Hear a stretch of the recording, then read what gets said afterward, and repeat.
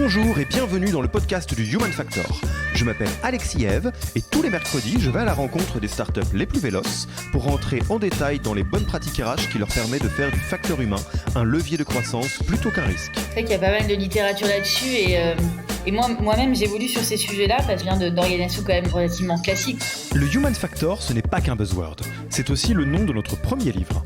Les clés de l'alignement entre associés, d'une organisation adaptée ou encore de la bonne relation à son travail. The Human Factor, c'est 100 pages de retour terrain des plus belles startups et de bonnes pratiques actionnables.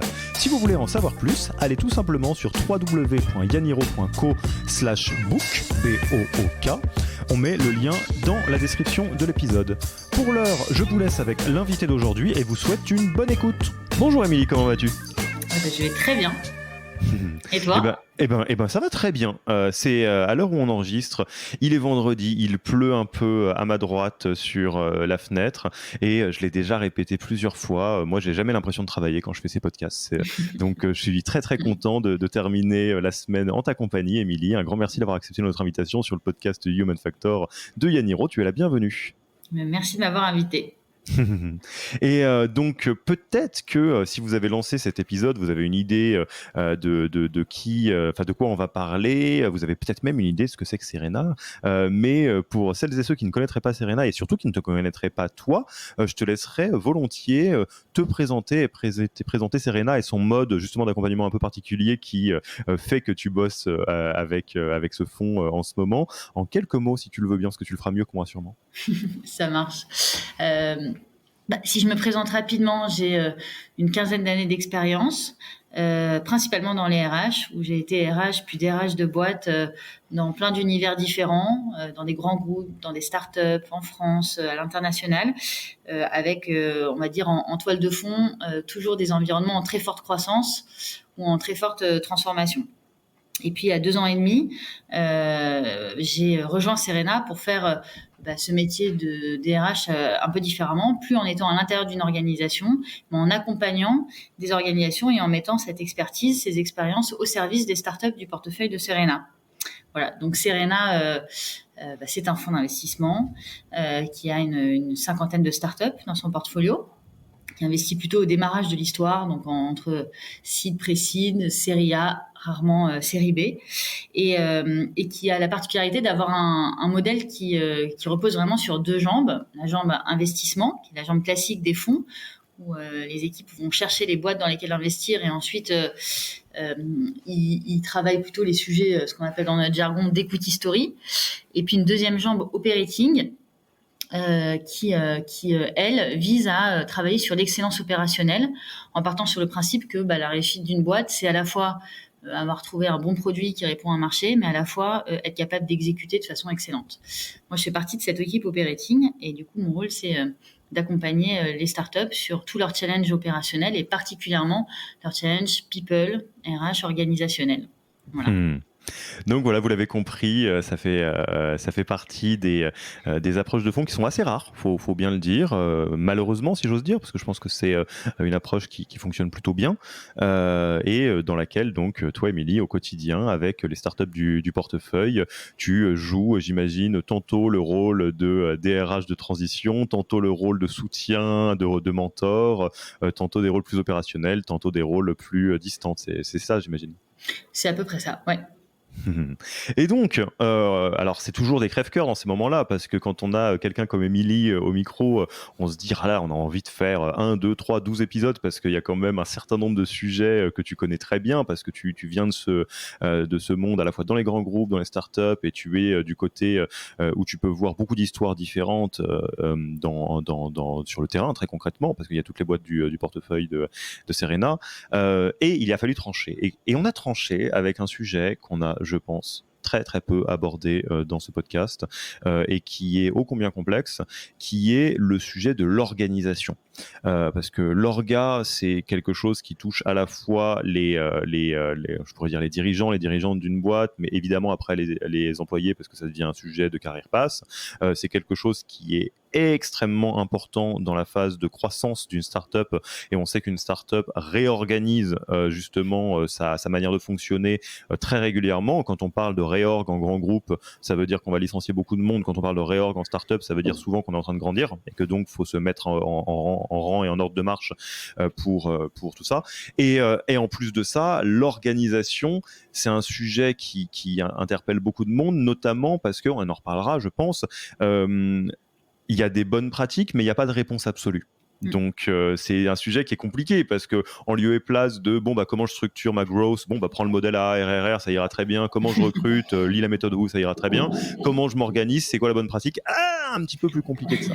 Donc comment on fait pour avoir les bonnes personnes au bon endroit? Comment on anticipe l'évolution de son orga pour répondre aux enjeux business? C'est tout ce qu'on va voir aujourd'hui avec Émilie. Si tu es toujours d'accord, est-ce qu'on y va? Bien sûr. Alors peut-être on va commencer par le commencement. Pourquoi la thématique c'est importante? Parce que là, on se parle entre personnes qui étions plutôt exposées à ce genre de choses. C'est mon cas également. Mais quelqu'un qui nous écouterait et qui se demande quel rôle joue quelque part l'organisation dans l'exécution, puisqu'on pourrait le mettre un peu dans ce mode-là. Comment tu décrirais les choses? Quelle part joue l'organisation? Quel rôle joue l'organisation dans la réussite ou l'échec d'un projet qui est sur des bons rails par ailleurs? Pour moi, je te le disais tout à l'heure, pour moi, le succès d'une boîte, c'est elle a trouvé son product market fit et elle a une capacité d'exécution, une qualité d'exécution remarquable. Et l'exécution, finalement, si je devais le résumer, pour moi, c'est mettre les bonnes personnes aux bons endroits et ensuite les faire travailler ensemble avec les bons rituels de management. Et si tu as ça, tu garantis quand même 90% de ton exécution. Voilà pourquoi ça me paraît un sujet hyper clé dans la réussite d'une entreprise. Ouais, parce que quelque part, si on redéroule ton équation du succès en startup, product market fit, ok, je pense qu'il y a beaucoup de monde qui a une bonne idée de ce dont il s'agit, et il y a quantité de littérature sur le sujet de comment est-ce qu'on atteint un product market fit, etc. J'en profite pour faire une toute petite parenthèse là-dessus, même si on est sur un podcast people. Tout le monde connaît très bien le From Zero to One de Peter Thiel, et ce genre de choses qui est assez intéressant sur le product market fit. Beaucoup moins connu à ma connaissance, mais qui est extrêmement utile et qui, nous, on a beaucoup utilisé pour chez Yaniro récemment, l'article de blog de Superhuman sur comment mesurer le product market fit, et du coup comment savoir au lieu de se dire on saura qu'on est au product market fit après coup, comment mesurer pour avancer vers ça. Donc tapez product market fit Superhuman, vous allez trouver un article de blog très simple à lire qui va pouvoir vous permettre de reprendre la main là-dessus. Donc 100% aligné, on adore cette méthode, on l'applique chez Serena et on la recommande 1000 fois à nos boîtes. Et j'ai le plaisir d'annoncer que sur cette méthode d'après donc Superhuman, nous avons Yaniro atteint le product market fit et dépassé un petit peu, ce qui est plutôt très bien. On est content d'avoir atteint cette étape-là. Et donc dans l'ability to execute, quelque part, les bonnes personnes aux bons endroits, et donc les bonnes personnes, c'est un sujet de recrutement, évidemment, potentiellement d'encadrement, de management, après, ok. Mais après, aux bons endroits avec les bons rituels de gouvernance, ça c'est un pur sujet orga, donc c'est là où ça se joue. Exactement. Bon. Alors, peut-être... est-ce qu'on n'attaquerait pas cette question-là sous l'angle de l'évolution d'une startup? Alors, on l'a bien compris, il n'y a pas de bonnes pratiques absolues qui fonctionnent pour tout, selon qu'on soit dans du SaaS, du service, etc. Mais par contre, ce qui est à peu près sûr, c'est qu'avant d'être une grosse boîte dans laquelle il y a des dizaines, voire des centaines de personnes, toutes les startups commencent par être un tout petit bateau dans lequel il y a un tout petit peu de monde.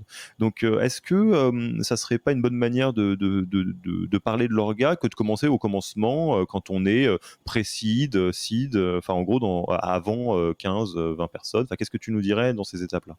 Ouais, moi ça me paraît une bonne façon de faire, et puis de regarder après comment tu grandis. Il y a juste peut-être quelque chose en préalable. C'est finalement, surtout au démarrage d'une boîte, l'orga, ça nous paraît un truc un peu conceptuel, et donc très souvent on prend même pas la peine de poser notre organigramme. Voilà, on fait tout le monde est un peu multicasquette, etc. Et en fait, on y reviendra peut-être après dans la méthodo, mais poser déjà son organigramme, savoir qui fait quoi, même quand on est tout petit, ça aide à clarifier les choses et à pouvoir se projeter et donc pour nos enjeux de demain, qu'est-ce qu'il va falloir faire évoluer pour y répondre. Donc on n'est jamais trop petit pour déjà poser les choses. Même quand on est 3 founders, par exemple, ça vaut la peine de mettre 3 petites bulles en disant bah, toi tu fais le produit, toi tu fais le revenu. Exactement. Et toi tu fais les ops. Ouais. Même si dans la vraie vie, tout le monde fera beaucoup plus que ces trois trucs. Mais oui, commencer à se dire bah, finalement l'ownership de ce truc-là ce sera chez toi et l'ownership de ce truc-là ce sera chez moi. Je pense que ça a du sens. Et donc peut-être, je me permets juste parce que j'y pense entre founders. Donc un truc, ça vient de me frapper, c'est te dire. Peut-être que donc quelque part le travail de rôle et responsabilité qu'on recommande 20 fois à tous les founders, c'est le premier organigramme et la première organisation. Exactement. Tout simplement. Exactement. Ok, je te laisse reprendre. Je remballe ma petite épiphanie. Je te laisse reprendre sur tes rails, pas de souci. Donc on pose son organigramme, quelle que soit sa taille, déjà. Enfin, je trouve que c'est un excellent exercice. Si je reprends ta proposition là, de démarrer d'une boîte qui commence, alors une boîte qui commence, son organisation, elle va être intimement liée au profil de son équipe fondatrice. Donc, je vais donner, on va dire, un exemple que j'ai vu dans plein de scénarios, mais c'est à prendre encore une fois avec beaucoup de recul parce que ça évoluera en fonction des profils de l'équipe fondatrice. Généralement, dans une boîte qui démarre, je vais prendre l'exemple d'une boîte SaaS, on en a pas mal dans le portefeuille. T'as trois grands rôles. T'as une première case, comme tu dis, qui est produit tech. Généralement, c'est la plus importante. Dans une boîte SaaS, tout démarre avec le produit et des fois, tu peux passer plusieurs mois, voire on a eu des cas, plusieurs années où tu travailles sur ton produit avant de démarrer ton go-to-market. Donc, généralement, c'est l'équipe la plus importante, la plus nombreuse au démarrage d'une boîte SaaS. Ta deuxième équipe, c'est tout ce qui va être lié au revenu. Donc, tu vas avoir dedans le marketing et sales. Alors, pareil, au début, t'as pas encore besoin de sales. Tu vas plutôt avoir un profil qui va faire ce qu'on appelle du product marketing et qui va, en fait, aider à trouver ton product market fit, qui va aller qui va aller à la rencontre de tes premiers clients, de tes prospects, qui va aller faire du customer discovery et qui va t'aider à peaufiner ton produit pour le rendre suffisamment mature. Et c'est à ce moment-là qu'après, tu auras besoin de structurer une vraie équipe marketing avec de la lead gen, avec du branding et une équipe sales avec toutes ses composantes. Et puis le troisième gros morceau, c'est tout ce qui rentre pas dans le produit tech ou dans le revenu. Les autres. Voilà, les autres. Et alors, qu'est-ce que tu as au début ? Tu as un peu de finance et d'admin, c'est des choses qui viennent assez vite finalement. Tu as des choses qui vont, dès que tu commences à avoir tes premiers clients, tout ce qui est autour de la facturation, etc. Dès que tu as tes premiers clients, faut t'en occuper. Donc, tu commences à avoir tes premières bribes de customer support, customer success. Tu peux avoir un peu de légal en fonction de quel est ton business model. Et puis, tu vas avoir, dès que tu as tes premiers collaborateurs, tu as évidemment déjà un peu de fonction HR pour recruter ces gens et puis pour s'en occuper quand ils sont là. Sachant que pour moi, la fonction HR, c'est des sujets des questions qui se posent souvent. Quand est-ce que je recrute mon premier RH ou mon premier TAM, mon premier Talent Acquisition Manager. Et ma reco, c'est quand tu sais que tu vas croître, par exemple, tu viens de lever un seed et tu sais que tu vas croître de au moins 15 à 20 recrutements par an, voilà, tu te poses pas la question, tu recrutes un Talent Acquisition Manager direct. Ok, donc on va faire, et c'est tentant hein, de passer du côté du recrutement, mais on va essayer de mettre vraiment l'accent sur l'orga, donc on parlera recrutement de temps en temps, mais donc on va dire dans l'espace, par facilité, on va prendre le cas d'une boîte financée, mais ça pourrait être très bien, tout à fait vrai pour une boîte bootstrappée évidemment. On va prendre le cas de l'espace qu'on met classiquement entre le seed et la série A. Donc, c'est une boîte, on pourrait dire quoi, qui va grandir d'entre 15 et 50 personnes, quelque chose comme ça ? Ouais. Voilà, on simplifie un petit peu la vie. Donc, il y a 3 équipes, ou en tout cas 3 grands pôles de métiers. Je vais même encore plus essayer de rendre le truc abstrait, mais tu me diras si on s'y retrouve. Ceux qui œuvrent à construire ce que vous vendez, Donc, dans certains cas, c'est de la R&D pure et dure et ça dure des années. Dans certains cas, c'est un produit qui est très market ready tout de suite. Mais par contre, il faudra quand même l'améliorer parce que c'est en améliorant l'offre qu'on va avoir plein d'effets bénéfiques sur la croissance, évidemment. Et dans énormément de cas, typiquement dans le SaaS, c'est une équipe produit tech. Mais si vous faites effectivement de la health tech, ça va être quelque chose de beaucoup plus labo, etc. Enfin bon, en tout cas, on le comprend bien. Ensuite, il y a ceux qui sont censés s'occuper du revenu, donc marketing, sales, ça dépend de vos canaux d'acquisition, ça dépend de beaucoup de choses. De mettre le produit sur le marché. Voilà. Exactement, ouais, tout à fait. Et tout le reste qu'on met dans les ops finance et HR, etc., c'est toutes les fonctions dites support, donc effectivement finance, admin, HR, etc. Mais dans des métiers qui sont très opération intensive, ça va être tout ce dont on a besoin pour que la machine tourne correctement. Exactement. Typiquement, si vous avez beaucoup de logistique, des choses comme ça, de la supply chain et tout ça. Bon, ça c'est le tableau. Très bien. Tu me vois venir avec des énormes sabots. Entre 15 et 50 personnes, on s'organise comment ? Voilà, ça on est d'accord, on a nos 3 équipes, les maillots, les sans maillots et puis les maillots bleus et blancs, ok. Qu'est-ce qui... alors, tu le prends par l'angle que tu veux, soit comment on s'organise, mais c'est une question qui est volontairement vache parce que la réponse ça va être ça dépend, on le sait très bien. Soit c'est quoi les mauvaises idées déjà, c'est quoi des organisations ou des manières de s'organiser ou de se non-organiser qui ne fonctionnent pas, ou quand on commence à se poser la question de son organisation, comment on fait pour se poser la question et trouver des réponses ? Quand tu es entre 15 et 50, donc ça veut dire que tu as déjà recruté des personnes et que tu les as mis à peu près aux bons endroits. En tout cas, tu les as répartis dans ces 3 grands pôles. Là, ils sont dans des paniers, là. Ils sont dans des paniers. Pour moi, les quelques points qui sont importants. Premièrement, tu es encore dans une toute petite organisation, donc il faut la faire la plus flat possible. Donc tu commences pas à construire des strates et des strates de management entre 15 et 50 personnes. Tu dois avoir 2 strates de management grand maximum dans ta boîte. Il n'est pas censé y avoir de manager à part les founders. Exactement. Donc ça c'est la première chose. La deuxième chose, c'est déjà entre 15 et 50.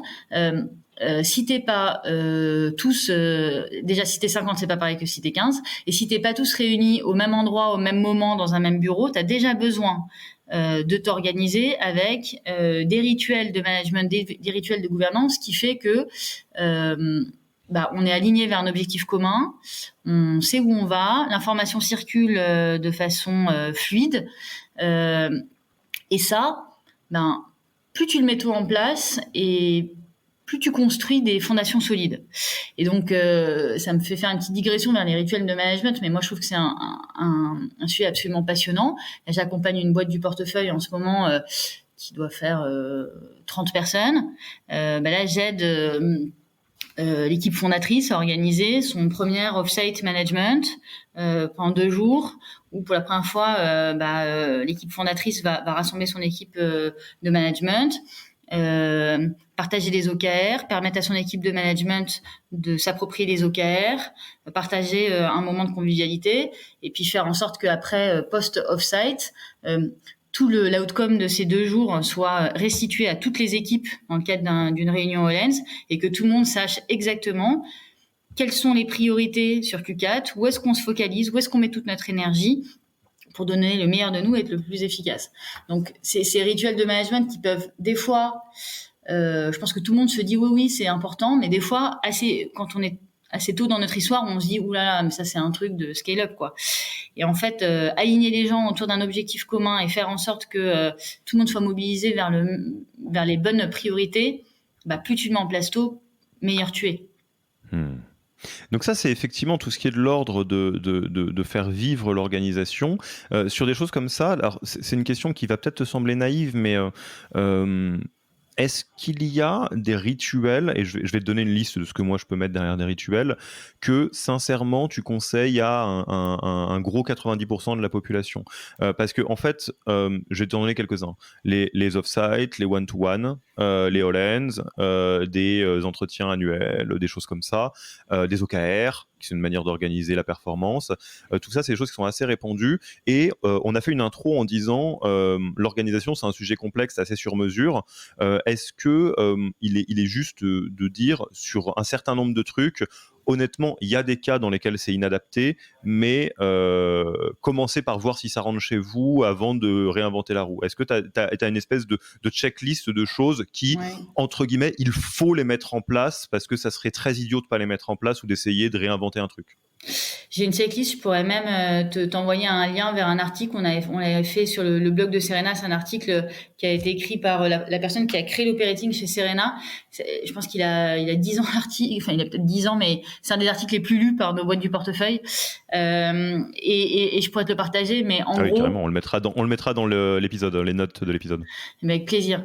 Mais en gros, si tu veux aligner ton organisation et faire en sorte d'avoir une organisation qui fonctionne, les quelques trucs clés, c'est une équipe de management solide que tu réunis une fois par trimestre dans le cadre d'un off-site sur lequel tu fais le bilan du trimestre qui est passé et tu te focalises sur, tu décides de quelles sont les priorités du trimestre à venir. Donc ça peut être avec une méthode OKR, ça peut être avec d'autres méthodes, mais en tout cas, le but, c'est alignement et focus sur les priorités. Suite à ces off-sites, systématiquement un all-hands avec toutes tes équipes une fois par trimestre pour que cet alignement descende dans toutes les équipes et que tout le monde comprenne où on en est et quelles sont les priorités du trimestre à venir. Ensuite, toutes les 2 semaines, entre chaque finalement off-site avec ton équipe de management, tu as un espèce de management meeting pour suivre les priorités que tu t'es données et t'assurer qu'en fait tu vas les tenir et te laisser le temps entre 2 trimestres de réajuster le tir si tu vois qu'il y a des choses qui sont pas sous contrôle. Et un one-to-one que moi je préconise selon la maturité des équipes, entre une fois par semaine et une fois toutes les 2 semaines, parce que la relation individuelle entre le manager et le collaborateur, elle est clé et qu'il faut passer du temps ensemble pour créer cette relation de confiance. Ça, pour moi, c'est voilà, le minimum syndical pour... et je trouve que c'est quelque chose qui s'applique quand même assez bien à toutes les boîtes. Et après, il y a des méthodos. Voilà, moi j'ai des boîtes qui utilisent des OKR, j'ai des boîtes qui utilisent la méthode qui avait été mise en place par Salesforce, V2MOM, qui est une bonne méthode aussi. Il y a des boîtes qui le font de façon moins formalisée ou qui s'inspirent de méthodos mais qui les simplifient. À la limite, peu importe la méthode derrière, mais je pense que les quelques rituels là que je t'ai décrits devraient convenir à peu près à 90% des boîtes.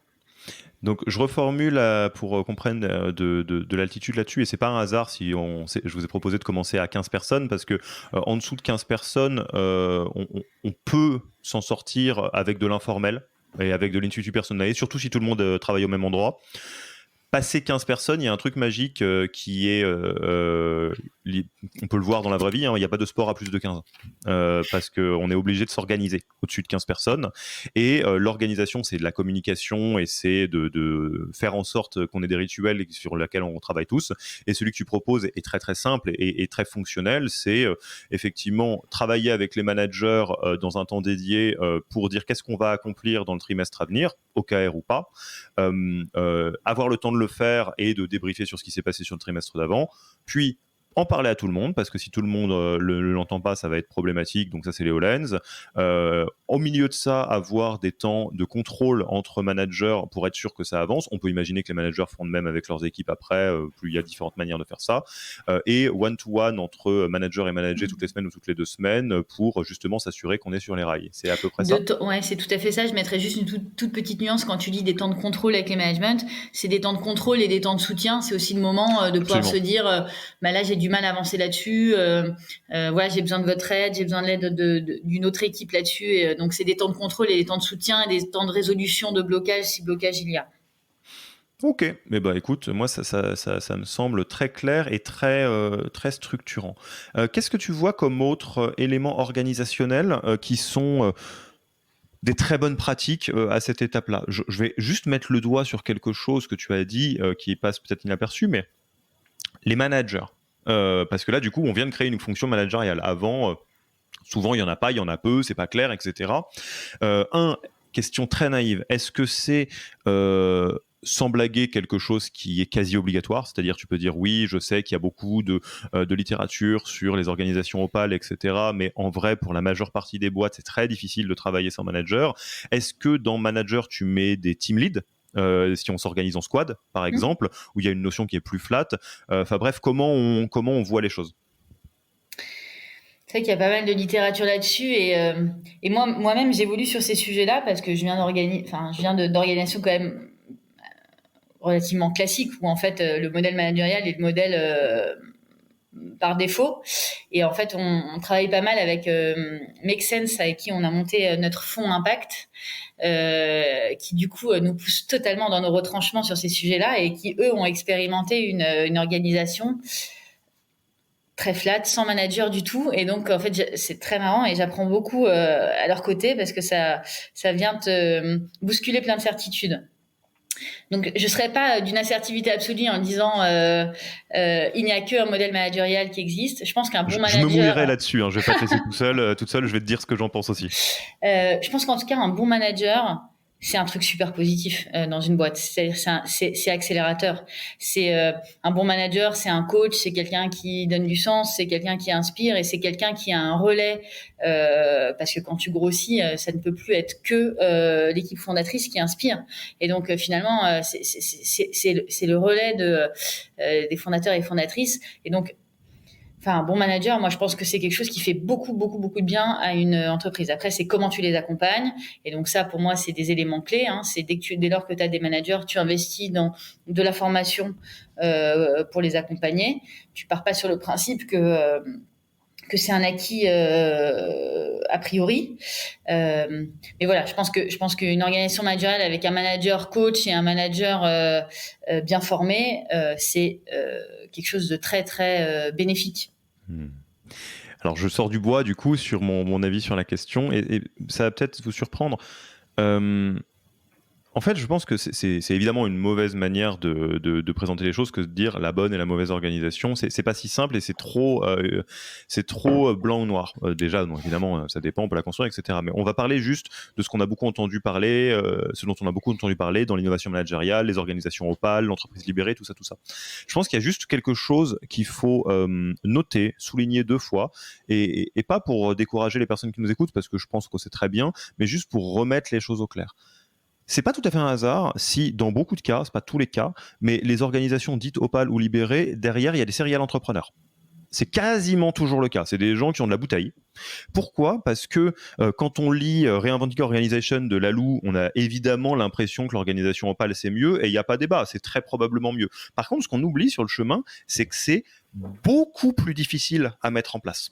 C'est beaucoup plus facile de se prendre les pieds dans le tapis et ça demande du doigté, de l'expérience, de la finesse dans ce qu'on fait. Dans certains cas, un cadre qui est très précis. Je vous renvoie à des boîtes comme Alan, par exemple, où il y a une libération de l'organisation qui est très forte, mais qui repose sur une structure qui est très très claire.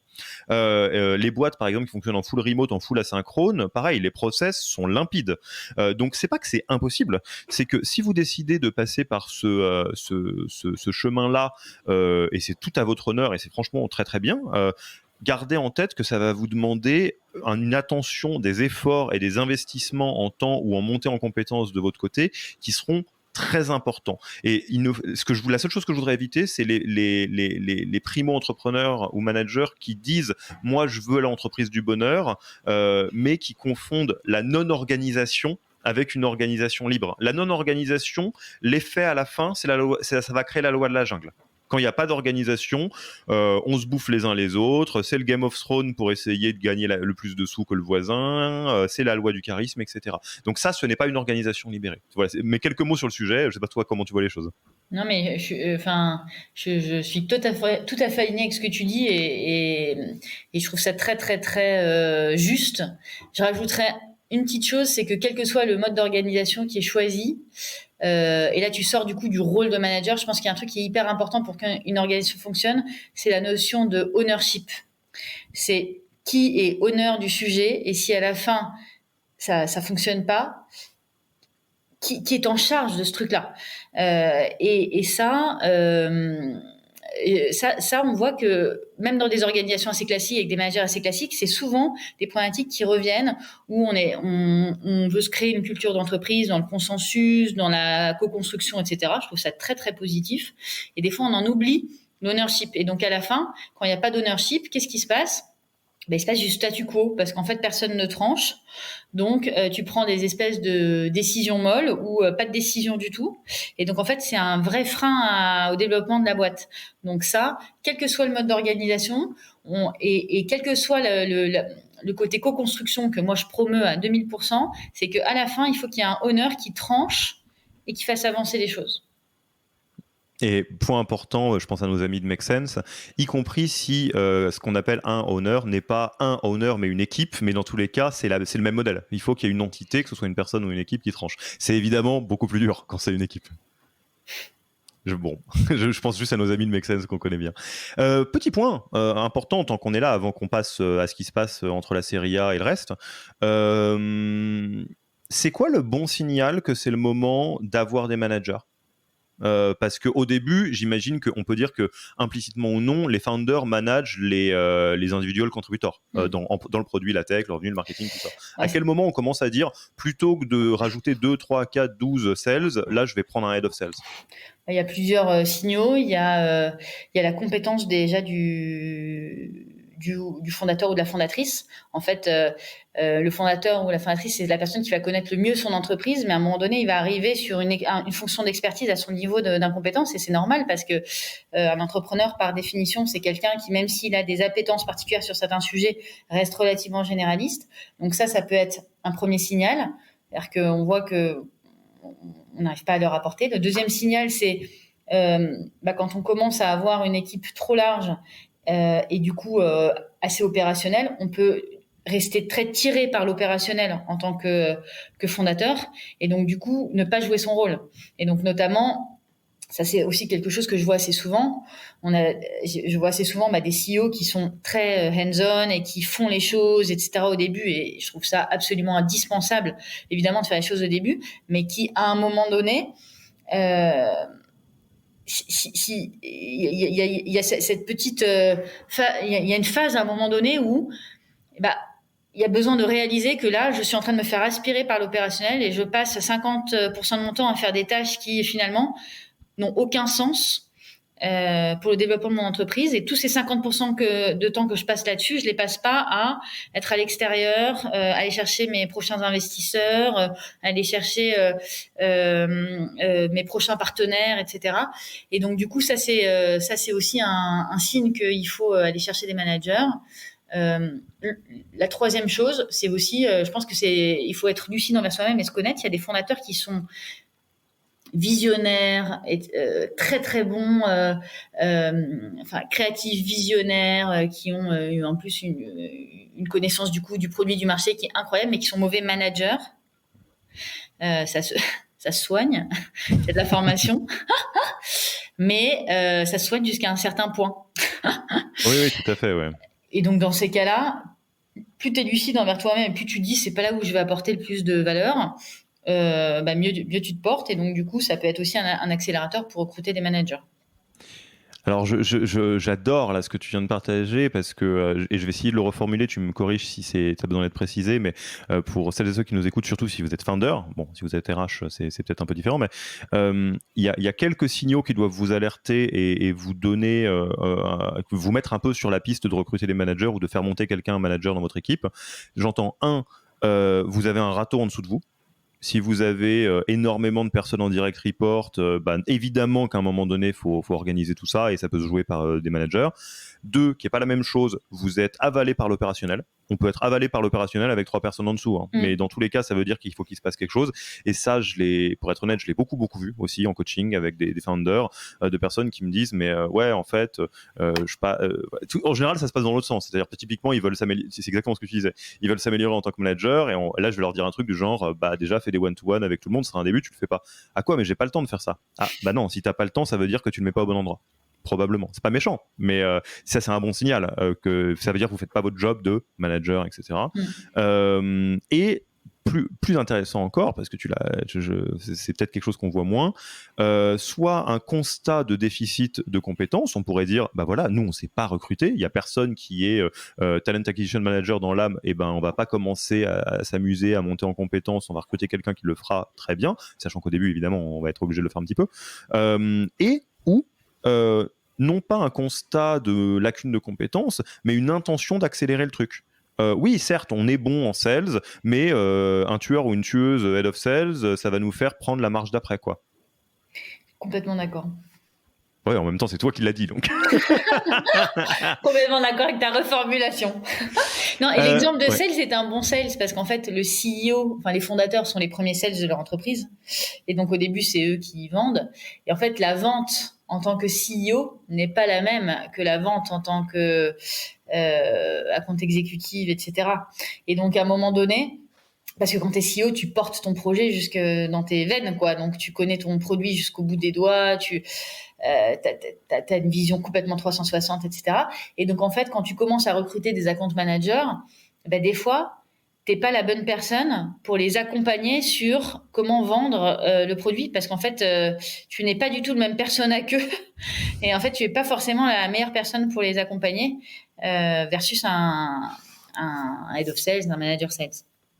Ouais, tout à fait.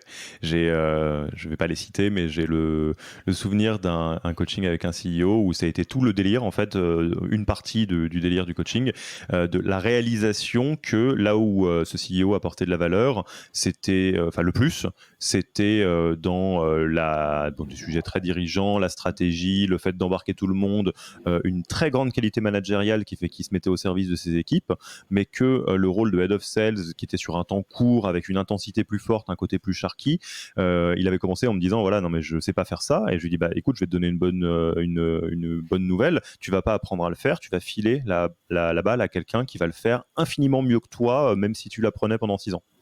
Et ça lui a changé la vie, et ça a changé la vie de la personne aussi et de la boîte. C'est une très jolie boîte qui est passée donc de 10 à 50 personnes en très peu de temps, donc elles se reconnaîtront, ces personnes, si elles nous écoutent. Avant qu'on passe à la Serie A, parce qu'il y a l'organisation de la Serie A, il y a tout un tas de trucs qui commencent à arriver quand la boîte est plus grosse, certes. Moi, il y a un point que j'aimerais aborder, notamment qui va bien avec la mécanique de levée de fonds, c'est quand est-ce qu'on revoit son organisation ? À quel moment on se dit bon là ok on était 10, 15, 20 je commence à remplir mes rangs quelque part, on a un head of sales qui a 2 puis 3 puis 4 sales, etc. J'ai un product lead qui fait machin, etc.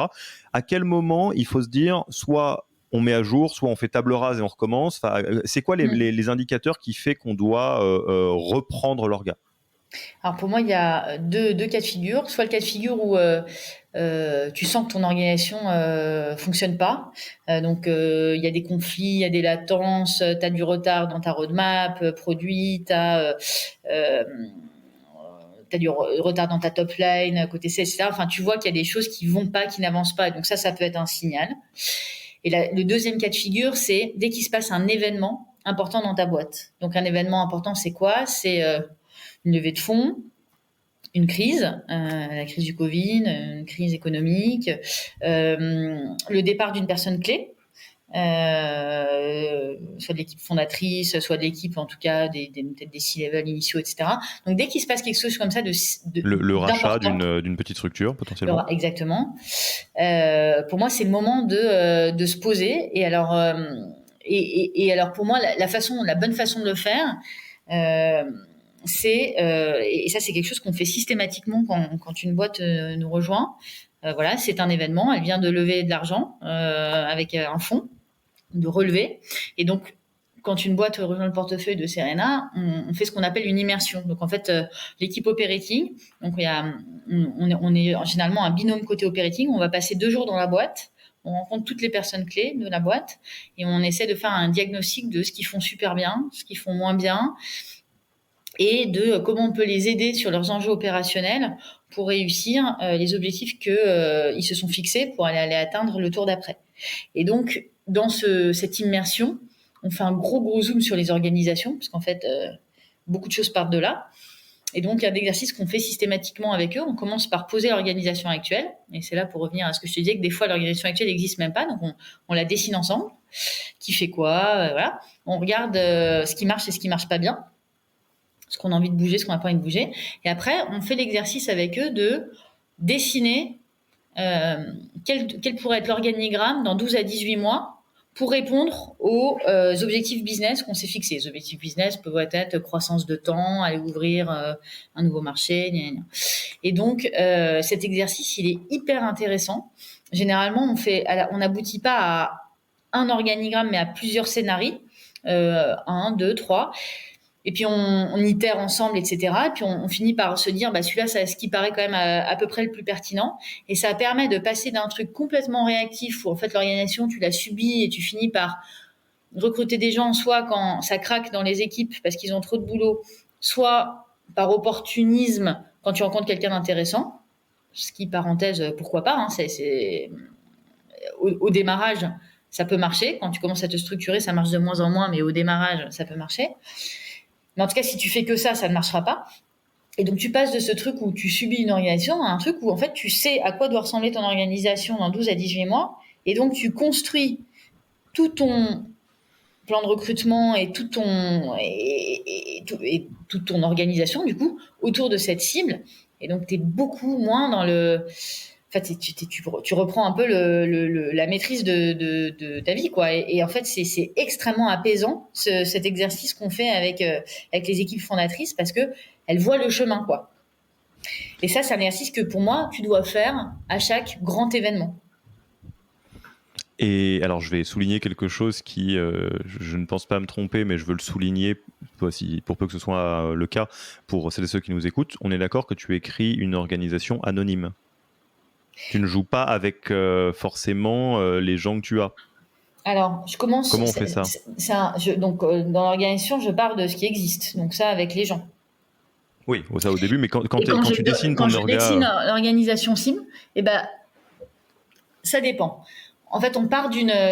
Je ne construis pas une organisation en fonction des gens. Donc, je pars de quelle serait l'organisation qui nous paraît être la plus pertinente pour répondre à ça. Mais après, je pense qu'une organisation, elle est quand même faite de gens. Et donc, en fait, on fait le lien, on travaille avec, du coup, qui on a aujourd'hui dans nos équipes, qui on pourrait faire évoluer dans ces rôles-là, qui on pense avoir le potentiel d'aller chercher ce type de rôle, pour qui on a plus de doutes et on se dit que du coup, ça vaut peut-être le coup de rester en veille active de sourcing pour aller chercher un profil là-dedans parce qu'on n'est pas sûr que la personne qui fait le job aujourd'hui aura la capacité de monter à ce niveau-là dans 12 à 18 mois. Donc, on va jusqu'à essayer de regarder en tout cas comment tu peux faire évoluer ton équipe actuelle vers cette organisation. Mais je note, c'est très intéressant du coup que tu le fasses en 2 temps. C'est-à-dire tu dessines une orga, tu regardes qui est dedans, déjà à l'heure actuelle, et après tu fais des paris, ou des paris ou des projections où tu vas accompagner quelqu'un pour l'année là, etc. Et ce que j'aime bien, tu le comprends, j'ai une idée derrière la tête, c'est que ça évite la situation très désagréable de te dire bon, qu'est-ce que je fais de Julie, qu'est-ce que je fais de Michael, qu'est-ce que je fais de Luc. Si tout va bien et que vous n'avez pas engrangé de la dette organisationnelle, normalement, les personnes que je viens de citer vont trouver des postes clés, en tout cas pour l'effroyable majorité. Mais par contre, quand on commence à le faire de ce bout-là, c'est là où on subit son orga potentiellement, parce que on crée quelque chose qui n'a pas forcément trop de sens, quoi, malheureusement. Je suis complètement d'accord avec toi. Et d'ailleurs, le fait de le faire comme ça de façon anticipée, ça permet de se dire... Luc et Julie, c'est des gens qui ont encore un mort sous la pédale, on va les accompagner là-dessus, etc. Et je sais pas le troisième prénom que tu as utilisé. Je sais plus non plus. Ce sera peut-être plus compliqué, mais du coup, ça nous laisse 1 an et demi pour réfléchir à dans quel autre rôle on pourrait mettre cette personne-là, où est-ce qu'elle pourrait apporter le plus de valeur, etc. Et donc, être encore une fois en gestion proactive plutôt qu'à subir. Très clair. Très clair. Donc, on attaque la série A. Donc là, on rentre dans une phase de scale, hein, concrètement, très probablement.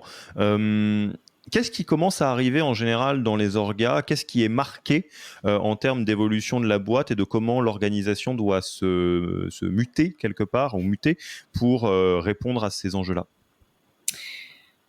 Alors, pour moi, un des moment marquant de ce moment-là, c'est que tu passes tu avais 3 pôles avec grosso modo tout ce qui avait attrait aux produits, à la tech, tout ce qui avait attrait la mise sur le marché et puis tout le reste, à une organisation beaucoup plus structurée avec des métiers beaucoup plus clairs. Et donc en général, si je reprends mon exemple de SaaS, c'est le moment où tu sépares le produit et la tech avec un vrai CTO et un vrai CPO. Tu sépares le marketing et les sales avec une équipe marketing d'un côté qui s'occupe de la partie lead gen et de la partie brand et éventuellement du product marketing d'un côté, et puis après tu construis vraiment ton organisation sales de l'autre avec tes SDR, tes account exécutifs, tes account managers, les personnes en charge de la vente indirecte si tu as du partnership, etc. Donc voilà, tu sépares ces deux fonctions. Généralement, c'est le moment aussi où tu arrêtes d'avoir un espèce de gloubi-boulga là, dans les opérations et où donc tu recrutes un vrai CFO, tu recrutes un vrai Chief People Officer, et puis tu te gardes en fonction de ton business model, une équipe Ops, mais qui va être vraiment dédiée au support du business, donc tout ce qui est Customer Success, tout ce qui est Customer Support, et puis tu le citais tout à l'heure, par exemple, si tu as de la logistique, etc., toutes ces activités-là qui sont en support du business, tu les rassembles dans une entité opération, mais qui a du coup plus de sens, quoi. Voilà, donc pour moi c'est vraiment le moment d'investir dans des bons alors t'appelles ça C-level, VP, head of, peu importe en fonction des organisations, mais c'est le moment où tu investis dans des solides managers qui vont te permettre de scaler. Et d'ailleurs c'est un moment assez délicat parce que avant la série A, l'équipe fondatrice reste quand même assez omnisciente, proche des équipes, et finalement du coup a un peu ce côté, elles savent ce qui se passe dans tous les coins de leur boîte. Elles ont encore le sentiment d'être partout et de connaître leur boîte sur le bout des ongles. Et en fait, du coup, ce passage, il est pas évident parce que là, faut vraiment apprendre à faire confiance. Ouais, là, c'est fini, quoi. Voilà, c'est terminé.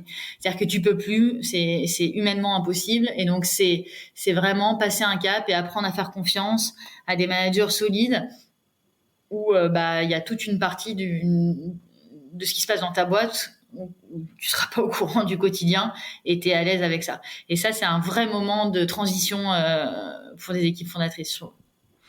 Et du coup, pour emboîter le pas, au-delà, vous le voyez venir à des kilomètres, hein, mais au-delà de les recruter, c'est très bon C-level, VP, donc quelque part des personnes qui vont avoir un niveau de compétence au moins aussi élevé que les founders, mais sur une verticale plus restreinte et donc une expertise plus T-shape, on dirait, quelque part.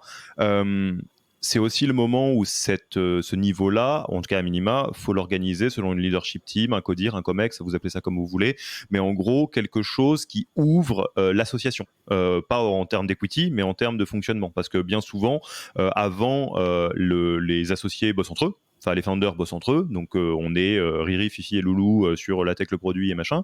Là, va falloir y en avoir un peu plus, probablement, et donc ça veut aussi dire que ces personnes-là doivent s'organiser. Donc peut-être pour économiser, j'allais dire, du temps de cet épisode, je vous renvoie à l'excellent épisode qu'on avait enregistré avec Fiona Cohen, anciennement de Tiny Clues, maintenant chez Muse, sur comment mettre en place une leadership team. À quel moment, comment on les recrute, comment on les organise, comment on s'assure que ça parte pas en bagarre, ce qui est très probablement ce qui va se passer si vous y faites pas attention. Donc voilà un petit peu sur ce côté-là.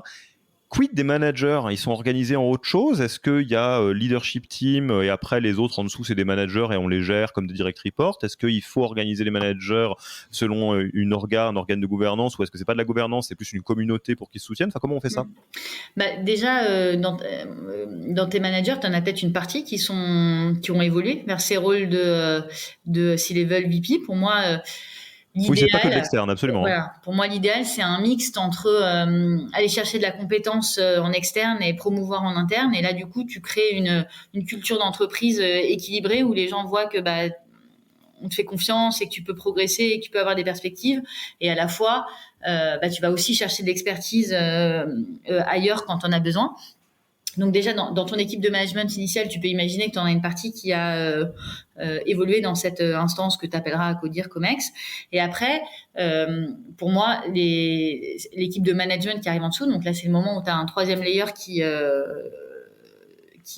apparaît, elle est clé parce que c'est finalement ces gens qui seront au quotidien avec les équipes. Donc pour moi, c'est une c'est une population à chérir, dont il faut s'occuper. Et donc, même si on va dire que sur les décisions stratégiques du quotidien, etc., c'est plutôt le CODIR, le COMEX qui est aux manettes, je pense que les managers, ils doivent être, en tout cas, très très associés en amont aux décisions. Il doit y avoir beaucoup en fait, il faut leur donner les moyens de jouer leur rôle. C'est-à-dire qu'il faut leur expliquer les choix, il faut les associer aux choix quand c'est possible. Et il faut leur donner des éléments de compréhension pour que après eux puissent jouer leur rôle auprès de leurs équipes de relais sur le terrain, en étant parfaitement légitime dans ce rôle. Et donc, en termes d'instance, ça peut passer par un comité management qui se réunit une fois par mois, par exemple, où voilà, on leur donne en avance de phase un peu tous les sujets qui sont importants, ou aussi chacun partage de façon synthétique, mais chacun partage un peu ses highlights, ses lowlights, ses priorités pour en fait leur donner aussi une vision un peu globale de la boîte au-delà de leurs fonctions.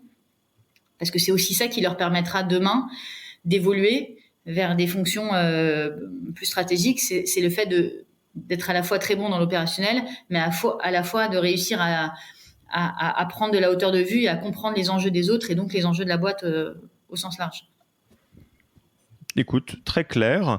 Donc là, on continue comme ça. Ce que je note schématiquement, et pareil, tu affines aux besoins, c'est que c'est un travail en fait de raffinement. Là où à l'époque, on pouvait dire bon, il faut de la seniorité pour juste piloter, je sais pas, le revenu, par exemple. Et dans le revenu, il y a le marketing, il y a le sales, il y a tout un tas de trucs.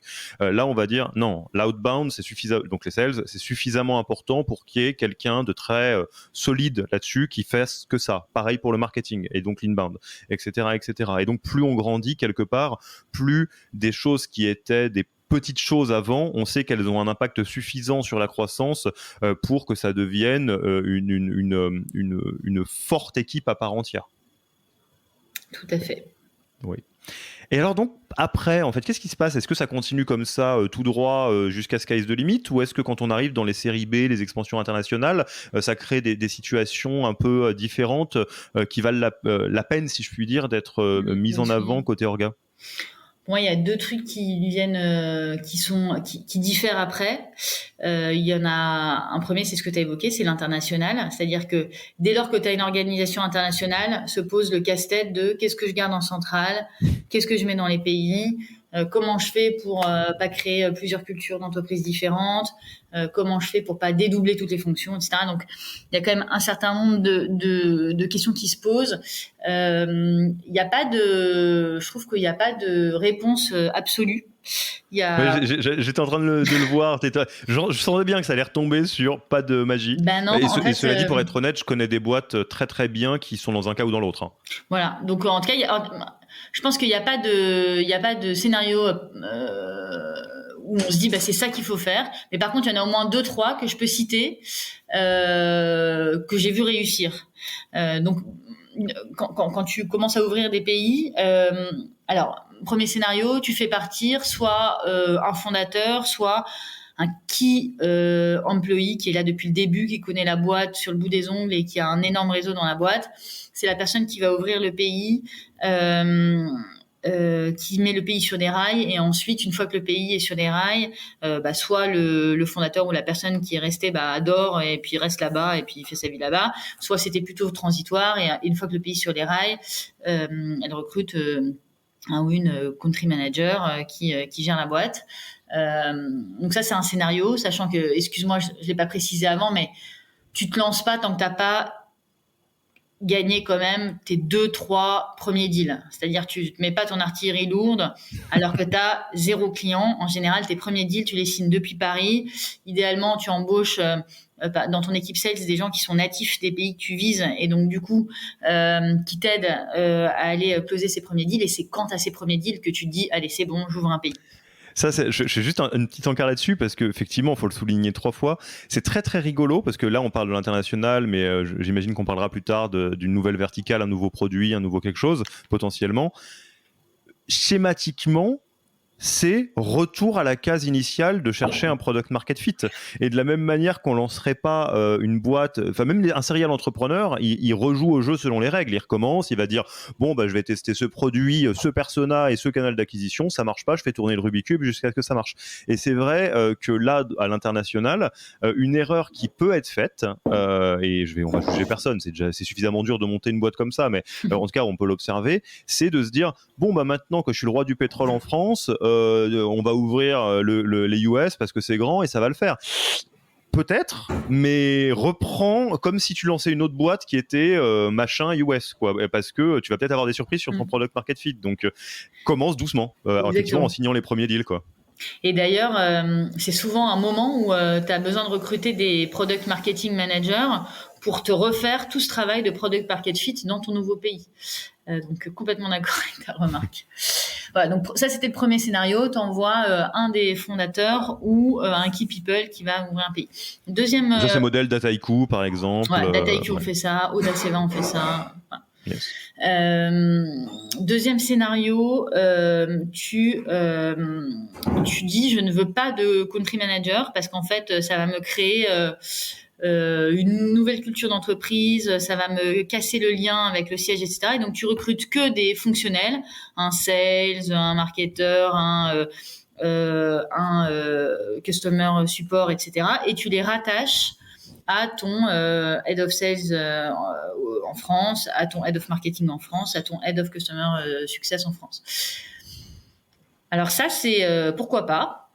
C'est un modèle que j'ai vu faire. Par exemple, Alchemix, qui était dans notre portefeuille, qui maintenant a été racheté par une boîte américaine qui s'appelle Salsify. Ça a été leur modèle. Et en fait, ça marchait plutôt bien en faisant attention à ce qui est quelqu'un qui joue un rôle quand même de facilitateur au siège et qui fasse en sorte que les personnes qui sont du coup un peu isolées dans les pays aient accès à tout. Mais le fait que leur propre patron, leur propre manager soit au siège, finalement, c'est quand même déjà un accélérateur. Et puis le troisième scénario, c'est un scénario peut-être plus classique, qui est de dire non, je recrute tout de suite un country manager local avec son équipe. Et donc là, pour le coup, le côté, alors il y a deux trucs qui paraissent vraiment absolument clés pour que ça marche, parce que sinon ça passera toujours en priorité d'eux. Ils n'auront pas de réseau, ils connaîtront pas les gens, ils n'arriveront pas à mobiliser les bonnes personnes de la boîte au bon moment. Donc les deux trucs qui paraissent indispensables, c'est un, qui soit au Comex, donc le country manager a le même poids que un head of sales, un head of marketing, etc. Et donc du coup, un, ça lui développe son réseau au sein du Comex, et deux, ouais. il a le même poids. Et mon rôle de facilitateur, là, que je disais tout à l'heure, là, ça devient absolument indispensable. C'est un espèce de chef de projet, mais qui est presque à plein temps là-dessus, hein, et qui est en charge d'être facilitateur et de s'assurer que tous les besoins qu'ont les pays, en tout cas que la France met à disposition tout ce dont ont besoin les pays. Et donc, ce chef de projet, en fait, il est problem solver. Son job, c'est résoudre les problèmes des pays. Voilà.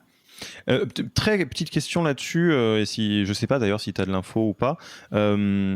C'est une particularité française dans l'entrepreneuriat de penser local puis international. Tout le monde ne fait pas ça. Par exemple, Tel Aviv, l'écosystème de Tel Aviv ne fait pas ça du tout. Ils ont un marché local qui est tellement petit que forcément ils pensent global dès le début. Les États-Unis font ça aussi, évidemment, parce qu'ils ont la puissance de la langue. Si on sort de la version française, qu'est-ce qu'ont tendance à faire des startups d'autres écosystèmes parmi les exemples que tu as donnés quand elles ouvrent à l'international ? Même si elles sont internationales first en réalité. Comment elles gèrent l'international plutôt ? Bah écoute, on en a une seule dans le portefeuille qui n'est pas une startup française et qui a commencé, une startup américaine, et donc qui a commencé à penser global first, et alors, pour son expansion en Europe, et c'est le seul exemple que je peux te donner.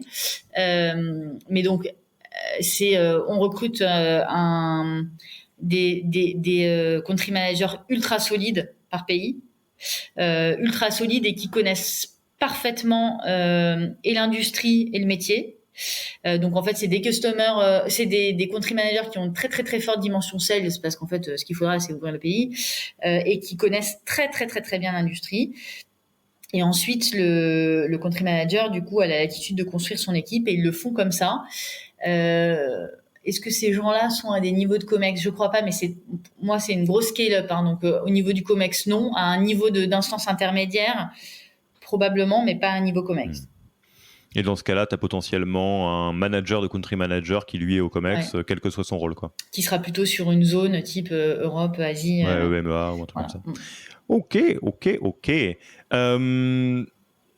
Donc, je pense qu'on a fait un bon tour sur beaucoup de choses. Est-ce qu'on se lance dans des aspects plus petits snacks à partager, c'est-à-dire soit moi des questions un petit peu poil à gratter qui me viennent, soit toi des points où tu peux dire c'est des pièges à éviter. Il y en a 2-3 que tu as déjà partagé. Hein. Je sens bien par exemple que le fait de toujours considérer l'interne au moment d'ouvrir des postes, plutôt que de se dire les gros postes qu'on ouvre, on les ouvre à l'externe et c'est tout. C'est un piège à éviter, en tout cas de ce que je comprends. Qu'est-ce que tu peux nous partager déjà avant que je te lance des questions extrêmement filoutes sur d'autres pièges à éviter ou des bonnes pratiques qu'on t'aurait pas parlé qui sont plus générales sur le sujet de l'orga? On en a évoqué quelques-unes dans certaines qu'on n'a pas évoquées. Des fois, on recrute du coup des C-level assez tôt. Et on a des C-level qui ont eu l'habitude de ne plus être doueurs et qui ne veulent pas l'être. Et en fait, ça, c'est vraiment pour moi un truc qui est vraiment à checker en recrutement. C'est de te dire, si tu as la capacité de recruter des gens solides tôt, fais-le. Mais assure-toi que ces gens-là ont toujours une âme opérationnelle et qui sont capables de switcher de la vision stratégique à l'opérationnel. Sinon, ça marche pas. Ça, c'est tellement un classique. C'est quand en coaching, on a quelqu'un qui nous dit « Ah, attends, on a un super gars de Google, Apple, McKinsey, Zendesk, ou enfin un gros nom, un truc qui fait un peu rêver, et il accepte de venir nous voir pour une fraction de son salaire de base, qui restera quand même le salaire le plus haut de la boîte, etc. Et c'est génial, on peut pas passer à côté de cette opportunité. » Moi, j'ai tous les sens qui se mettent en éveil, parce que je me dis « Attends. S'il faut, c'est quelqu'un qui va rien faire, qui est dans d'une équipe de 12 personnes pour commencer à délivrer, et un demi-million de budget pour bosser avec des agences et des prestats, quoi. Donc vérifiez bien que ça roule, cette affaire, quoi. À fond. Et en fait, je pense qu'il faut même faire de l'anti-vente avec ces gens en leur disant t'auras pas d'équipe au début, est-ce que t'es prêt à modifier toi-même le site internet, enfin tu vois. Ouais, non, bien sûr. Faut même grossir le trait, parce qu'en fait sinon t'es aussi dans un exercice de séduction. Donc si on te dit dans l'absolu est-ce que t'es ok pour être dans le corps opérationnel, tu vas pas dire non. Par contre, si on te dit est-ce que tu veux faire du cold call une matinée par mois, bon, c'est autre chose, quoi. Non, faut être très très précis sur qu'est-ce qu'on attend par opérationnel. Exactement. Voilà. Deuxième, on en a un peu parlé du recrutement opportuniste. Autant au tout démarrage d'une boîte, tu vois, tu le fais aussi avec des gens qui s'intéressent à ton projet et que tu arrives à attirer avec l'intérêt. Autant à un moment donné, ça marche plus. Et donc, je pense que ça a fait l'objet de 1000 podcasts Yaniro, mais il faut vraiment faire systématiquement l'exercice de construire une scorecard avant de lancer ton recrutement. Donc, si tu sais pas pourquoi tu recrutes et ce que tu vas lui donner, ne recrute pas, en fait. Ça, c'est un point qui me paraît important. Bon mix entre promotion interne et aller chercher les compétences à l'extérieur. Un petit truc aussi, peut-être, moi je le vois assez souvent dans la vie des boîtes, des fois tu as des départs. Et en fait, c'est souvent vécu émotionnellement comme un truc difficile. Mais un départ, d'un point de vue organisationnel, c'est aussi très souvent une opportunité. Une opportunité de repenser différemment, de faire plus intelligemment, de mieux mobiliser les compétences de quelqu'un qui était sous-utilisé, etc. Donc voilà, un départ d'une personne clé, ça fait jamais plaisir, mais c'est d'un point de vue organisationnel assez souvent une opportunité. Yes. Allez, est-ce que je te lance mes questions poil à gratter qui me viennent? C'est pas préparé, donc là c'est vraiment au feeling, on pourrait dire. C'est pas préparé dans ma tête à moi. Ça m'est venu au fur et à mesure. J'ai pris des petites notes dans ce que tu disais pour voir juste ce que t'en penses, parce qu'évidemment on l'a bien compris, on va le répéter. C'est pas une science exacte. C'est à vous de construire votre organisation et d'itérer dessus. Mais t'as quand même un parcours très très très complet, donc je suis sûr que tu auras des réponses intéressantes là-dessus. Est-ce que tu es prête? Tu dois te dire, mais qu'est-ce qu'il va me raconter encore? J'avoue que tu as fait un bon teasing. Hein. Yes. Allez, je commence par le plus pénible. Co-CEO, c'est un drapeau rouge ou pas? Non. Pas? Oh, hey. Alors j'ai hâte que tu m'expliques. Parce que je suis matrixé un petit peu parce que moi j'ai vu plein de cas de figure dans lesquels c'est l'horreur, les co-CEO. J'en ai au moins 2 en tête dans le portefeuille où ça se passe très bien. Où grosso modo, ils se partagent les fonctions. Voilà, on prend 50% ils se partagent les direct reports, se partagent les fonctions. D'ailleurs, souvent, ça évolue avec le temps. Au début, il y en a un qui a pris telle et telle fonction, et puis l'autre telle et telle. Et puis finalement, avec le temps, ils évoluent. Ça leur permet aussi d'avoir un regard croisé. Et en fait, ça marche pas mal. Ça évite d'avoir un CEO avec en râteau des tonnes de C-level quand ton organisation grossit. Ça suppose d'avoir une bonne complémentarité, une grande relation de confiance entre les co-CEO, mais sous réserve que ça. C'est qui chez vous? On peut les citer? On peut leur faire un petit coucou s'ils nous écoutent? Ouais, on peut les faire coucou. Il y a Wikaza, où vraiment, alors, mais oui, mais bien sûr, Antoine et Pierre. Ils sont Salut, CEO Antoine et CEO, mais techniquement, ils se répartissent l'organisation à eux deux avec justement des spectres qui ont pas mal évolué dans le temps. Et il y a Boxy, qui est une boîte de portefeuille aussi, pareil.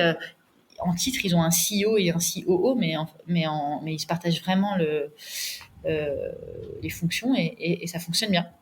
S'ils nous écoutent, je fais un petit coucou aux copains de Mocaker qui fonctionnent comme ça aussi. Ne le prenez pas personnellement. C'est juste que j'ai vu trop de fois des moments où les co-CEO, ça fonctionnait pas bien. Même chose. Un fonctionnement assez classique au bout d'un certain moment, d'avoir un CEO, COO, donc un tandem, où quelque part le deal, c'est qu'il va y avoir quelqu'un qui joue un rôle de DG, c'est-à-dire qu'il y en a plein la tronche en termes d'opérationnel, qui est un peu général manager, précisément pour que le CEO puisse être plus à l'extérieur, plus en relation investisseur, à lever des fonds et à se concentrer sur la vision. Donc quelque part, engorger l'un pour désengorger l'autre, bien, pas bien, on en revient, qu'est-ce qu'on en pense? C'est le modèle un peu président-premier ministre, quelque part. C'est un modèle assez classique. Enfin, en tout cas, moi, je vois pas de red flag à ce truc-là. Pour moi, ça marche si déjà il y a une vraie appétence, c'est-à-dire le CEO adore être orienté vers l'avenir, vers l'avenir, vers l'extérieur, rencontrer des gens, etc. Et le CEO aime bien gérer les équipes, être dans le dur des sujets opérationnels, etc. Donc déjà, il y a l'appétence. Et il y a 2, par contre, du coup, il faut que le CEO ne mette pas son nez dans l'opérationnel. Sinon, c'est insupportable. Ah oui, pas d'ingérence, faut pas déconner. Pas d'ingérence. Du coup, il faut vraiment laisser la main au CEO et que le CEO, il soit là à des moments clés de vision, etc. Mais pas dans l'opérationnel. Sinon, là, ça marche pas. Ok. Je continue, j'en ai quelques-unes encore, des comme ça.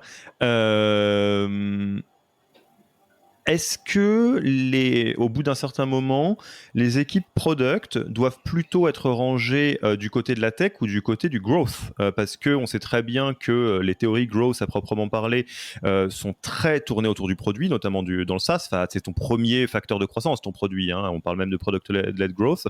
Donc, qu'est-ce que tu peux dire des organisations qui ont quelque part, si je schématise, Chief Revenue Officer et en dessous Sales, Marketing et Product, parce que le Product est une partie intégrante de ça, ou on le met du côté de la tech, parce que c'est très lié à la tech, mais par contre on fait des ponts avec les équipes market. Elle est dure celle-là. Ni l'un ni l'autre en fait. Moi je pense que ça doit être une organisation à part entière. Je pense que ça doit avoir son poids à part entière et par contre que le produit fait le lien entre la tech et les sales, tu vois.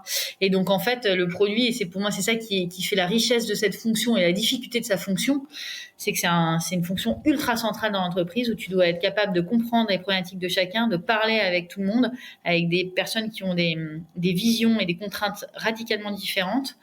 Mais si tu veux mettre le produit au cœur de de ta stratégie, je pense que ça doit être un département indépendant.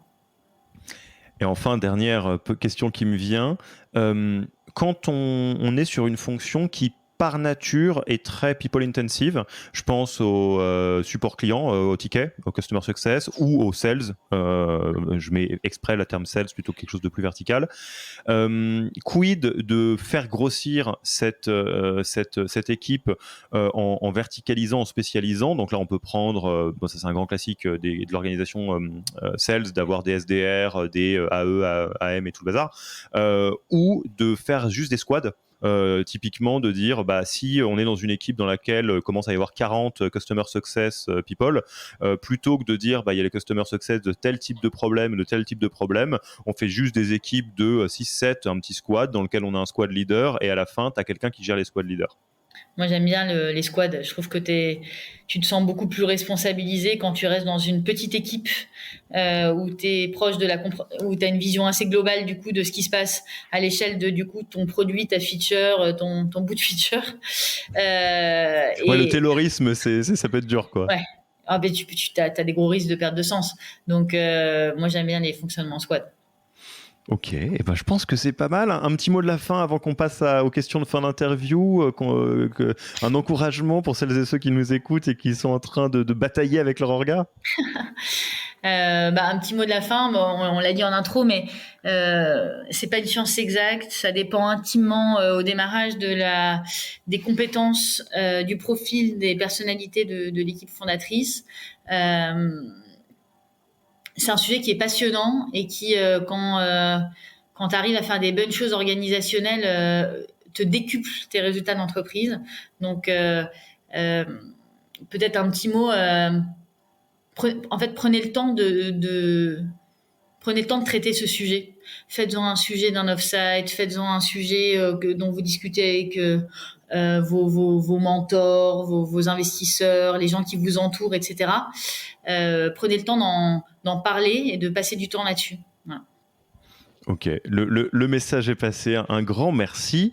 Déjà, où est-ce qu'on te retrouve, Émilie ? On a envie de discuter avec toi, d'engager la discussion. C'est quoi le meilleur canal pour te contacter ? Bon, LinkedIn, classique.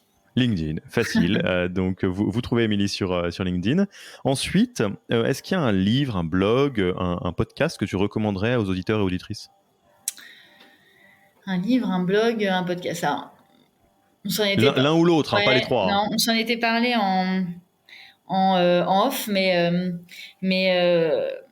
moi, quand j'adore lire et quand du coup je lis, j'ai pas envie de lire des trucs business. Amen. J'ai envie de lire des romans, donc je suis pas la meilleure là-dedans. Néanmoins, évidemment, dans notre boulot, on recommande beaucoup de bouquins. Donc, si je devais en recommander un à tous nos amis qui recrutent et pas que les recruteurs, hein, surtout aussi les équipes fondatrices, je recommanderais le fameux bouquin Who, qui est quand même une bible. Et voilà. Et sinon, j'aime bien lire et écouter des trucs qui ont rien à voir. Donc, j'ai lu Siddhartha cet été, j'ai beaucoup aimé, un bon roman d'expérience de vie, etc., qui fait prendre du recul. Donc, je recommande. Et en podcast qui n'a rien à voir, quand je cours, des fois, j'écoute un podcast qui s'appelle Au cœur de l'histoire et qui raconte la vie de personnages qui ont vécu, historiques, Cousteau, Edison, Eleanor Roosevelt, etc. Et en fait, ça te fait plonger dans un univers qui n'a rien à voir avec des parcours de vie et des personnalités hyper inspirantes. Et j'adore ça. C'est vrai, il y a pas que le boulot dans la vie, je vais en profiter parce que je le fais jamais. Moi, je recommande dans les trucs qui n'ont rien à voir avec le boulot ou le business. Et moi, j'aime beaucoup le format audio. Voyage au bout de la nuit de Céline, qui existe en version livre audio, qui est incroyable sur Audible. C'est super bien lu et bon, c'est un bouquin incroyable, évidemment. Et en podcast, si vous aimez le cinéma, Super Ciné Battle, c'est un truc qui est rigolo où il y a des gens qui classent les films du moins bon au meilleur selon des listes qu'on leur envoie par décennie. Donc, est-ce que Die Hard dans les années 90 c'est mieux que L'étrange Noël de Monsieur Jack ? Eux ils jouent à essayer de répondre à ça et c'est assez rigolo. Et pour ceux qui aiment bien le cinéma, c'est des cinéphiles, donc c'est assez sympa d'écouter ça. Ensuite, côté outils, c'est quoi tes outils préférés en ce moment, tes tools RH que tu recommanderais ? Mais tous les RH, mais tous les RH. J'ai un bug. Non, mais en fait, alors je pourrais te répondre de façon hyper pertinente à cette question parce qu'on va faire un article là-dessus. Le must-have tools que tu dois avoir en tant que DRH. On va faire un petit article là-dessus et je te le partagerai si tu veux. Bah oui, carrément. Mais bon, il y aura un bon ATS à choisir en fonction du stade où t'en es. Il y aura un bon SIRH à choisir peut-être entre Bamboo, Lucas et HiBob. Il y aura un bon outil d'engagement et gestion de la performance qui sera probablement 15-5. Bah écoute, le rendez-vous est pris, on attend que l'article sorte et puis on le mettra dans la description de l'épisode, on le relayera si vous êtes d'accord parce que je pense que ça aidera un grand nombre de personnes. Ok, avec joie. Et enfin, tu connais notre tradition de passage de flambeau.